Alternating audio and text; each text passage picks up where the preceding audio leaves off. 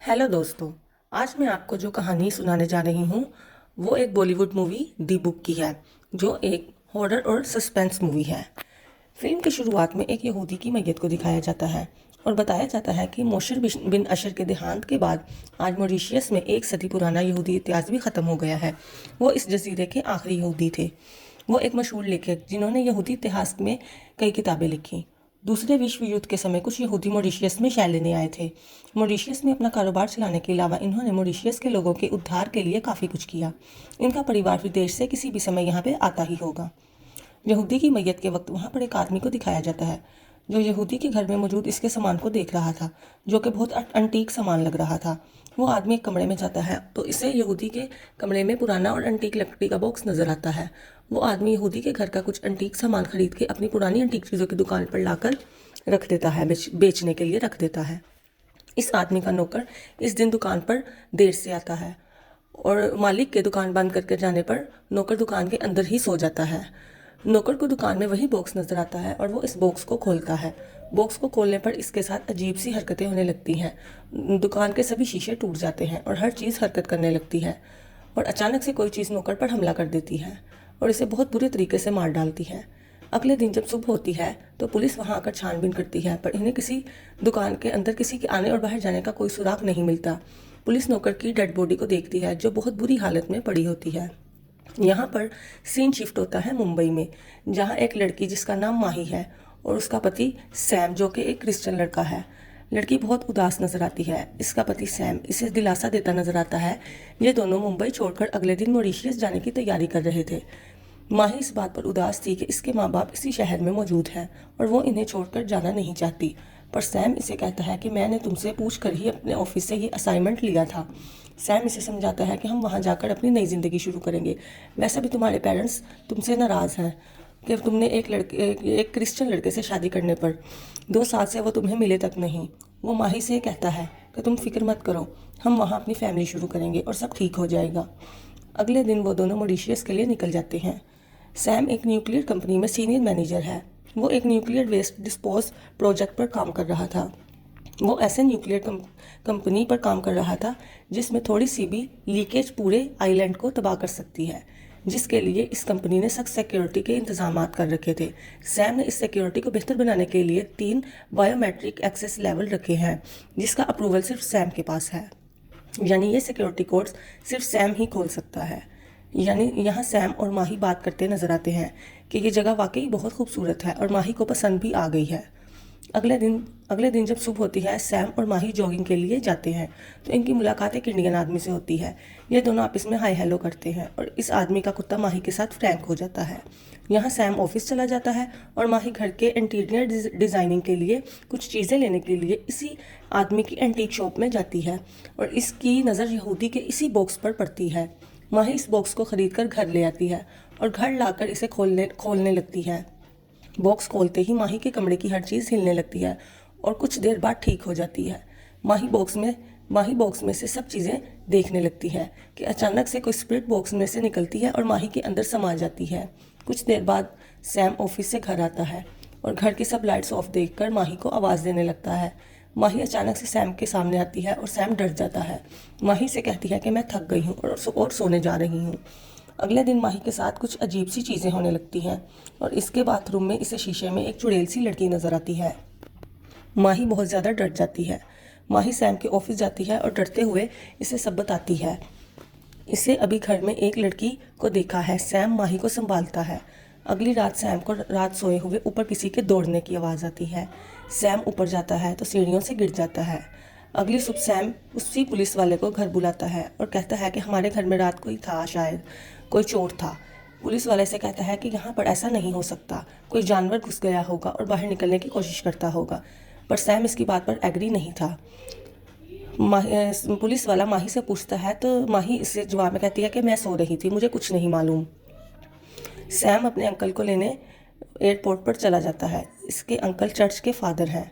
वो कुछ दिन के लिए सैम से मिलने और इसके घर पर रहने के लिए आते हैं। सैम माही को बुलाने के लिए इसके कमरे में जाता है तो फादर की नज़र इसी बॉक्स पर जाती है और फादर इसे देखकर कुछ परेशान से हो जाते हैं। इतने में माही अपने कमरे में बेहोश हो जाती है। फादर और सैम माही को डॉक्टर के पास ले जाते हैं। डॉक्टर कहता है कि सब ठीक है, बस थोड़ी सी कमज़ोरी की वजह से ऐसा हुआ है। रात को सैम फादर को सब कुछ बताता है कि इनके साथ इस घर में क्या हो रहा है। फादर इसे बताते हैं कि जो कुछ भी इस घर में हो रहा है उसकी वजह ये वाइन बॉक्स है जिसे दी बुक कहते हैं।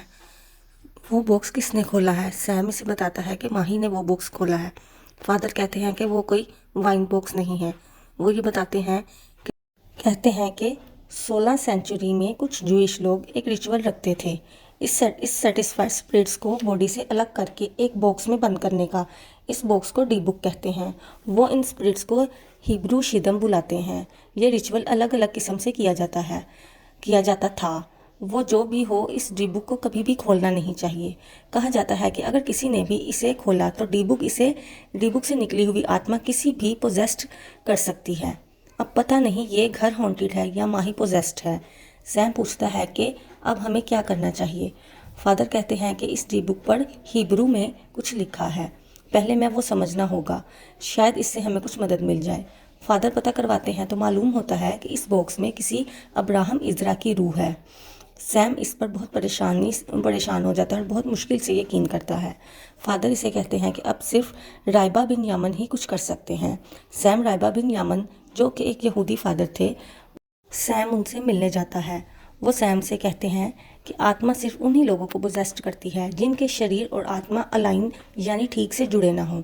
सैम और राइबा बिन यामन के बात करते हुए वहाँ यहूदी फादर का बेटा मार्कस आ जाता है। फादर सैम से कहते हैं कि इस केस में दीबू का कुछ भी लेना देना नहीं है। वहीं खड़े सैम को माही की कॉल आती है और माही इसे बताती है कि वो माँ बनने वाली है। राइबा बिन यमन ये सुनकर सैम को बताते हैं कि तुम्हारे होने वाले बच्चे को डीबुक ने पोजेस्ट कर लिया है।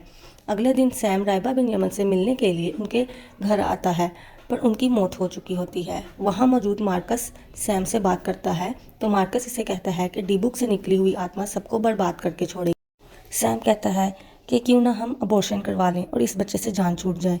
तो मार्कस इसे कहता है कि इस तरह करने से माही की जान को खतरा होगा। डीबुक तुम्हारे बच्चे के रास्ते में इस दुनिया में वापस आना चाहता है। अगले दिन सैम और माही जॉगिंग के लिए जाते हैं तो वही कुत्ता माही पर भौंकने लगता है।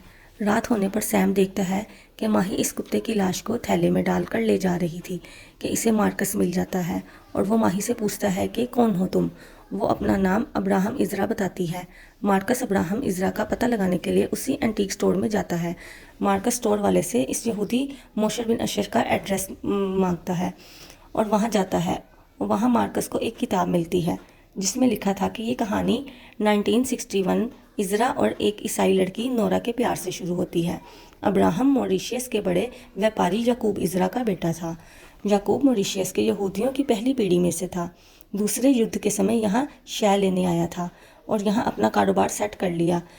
कल्बा, उस वक्त में कल्बा जो 16वीं सदी का एक तांत्रिक विद्या थी, याकूब ने इसमें महारत हासिल कर ली थी। वहाँ इज़रा और नोरा का प्यार उड़ान पे था और नोरा के पेट में इज़रा का बच्चा पल रहा था। नोरा को और इज़रा को डर था कि धार्मिक भेदभाव के डर से ये लोग इनकी शादी नहीं होने देंगे। तो जब याकूब को ये सब पता चलता है तो इसने इज़रा को रोड्रिगस में ही कैद करके रख लिया और उधर नोरा दिन रात इंतज़ार करती रही इज़रा का। एक दिन इज़रा ने रोड्रिगस से नोरा को आखिरी चिट्ठी लिखी कि हमारी किस्मत में शायद मिलना नहीं लिखा, मुझे भूल जाओ और हो सके तो मुझे माफ़ कर देना इज़रा।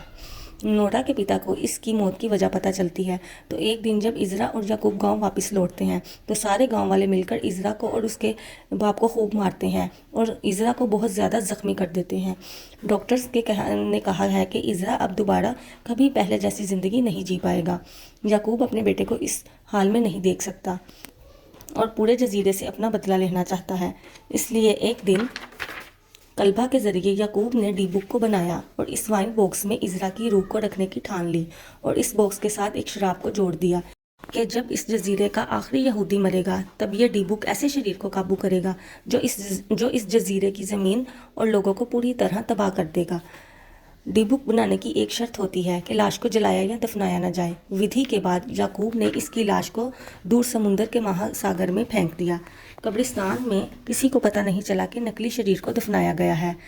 सब यही मानते रहे कि वो इज़रा की लाश है। मार्कस वो किताब पढ़ के सैम के अंकल फादर से बात करता है।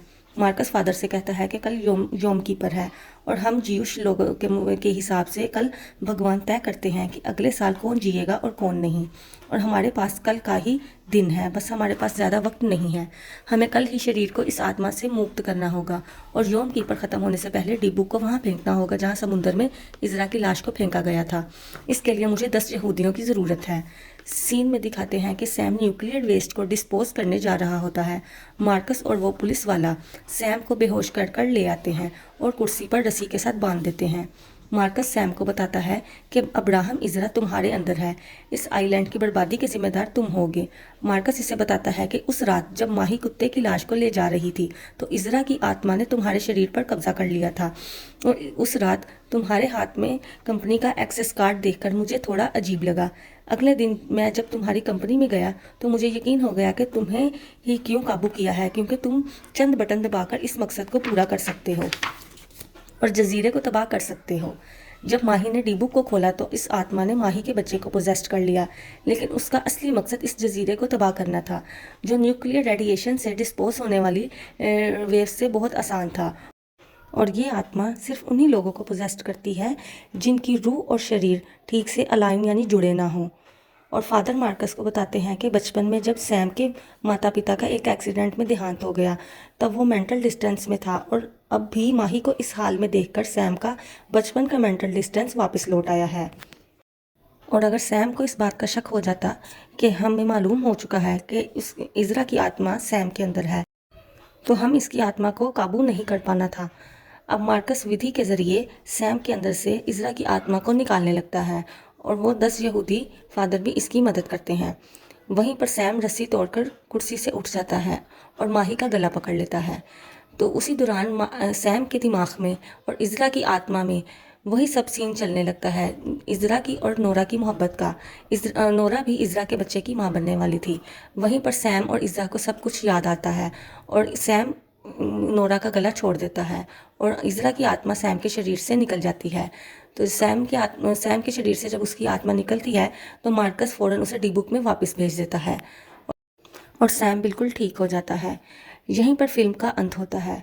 अगर आपको मेरी ये कहानी पसंद आई हो तो प्लीज़ बेल आइकन को दबा दें और चैनल को सब्सक्राइब कर दें।